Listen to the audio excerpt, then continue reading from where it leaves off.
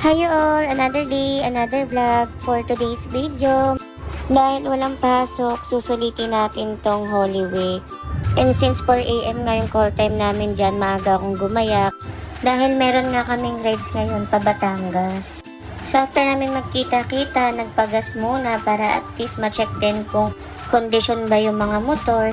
And to make sure na hindi magkakaproblema sa biyahe since medyo malayo nga rin yung babiyahihin.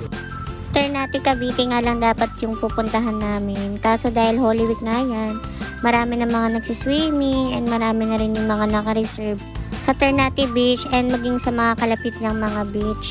And since nandito na rin naman kami and para hindi na rin masayang yung biyahe namin, dumiretso na kami sa Batangas. And doon na kami naghanap na mapupuntahan naming resort. And luckily, yung napuntahan naman naming resort is worth it naman. Bukod sa maganda na yung resort, napakalino ng dagat, ang tahimik pa, hindi crowded, kaya talaga makakapag-relax ka. Yung mga ganitong simpleng takas nga yung kailangan natin.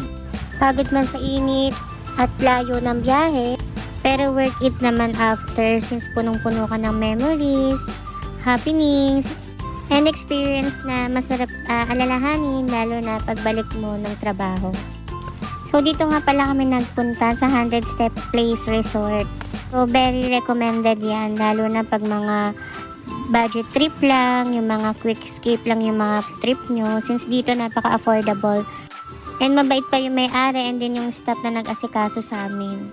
And hindi rin sila basta-basta nagpupuno ng guest dahil ayaw nga rin nila yung maging overcrowded and hindi na makapag-relax yung mga guest nila. And kung gusto mo nga talaga makapag-isip-isip, makapag-unwind, dito ka talaga.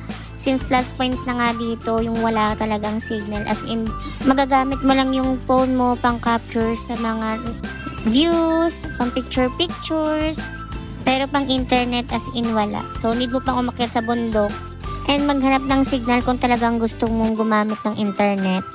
Kaya buong oras na nandito kami, in-enjoy na lang talaga namin yung nature, yung view, and then yung moment na nandito kami. Since after long weekend, back to normal na naman, and back to work na naman. Balik sa realidad na naman ng buhay na kailangan natin kumayod at magtrabaho. Kaya yung mga simpleng takas natin na ganito, luho man sa iba, pero bilang isang individual na tao, ito yung pinaka the best na reward na mabibigay mo sa sarili mo and alam mong sa sariling deserve mo. Kaya salamat Lord sa pahinga and paggabay sa amin palagi. Uuwi mang pagod pero masaya. So yun lang naman guys for today's video. Thank you guys for watching. Bye bye!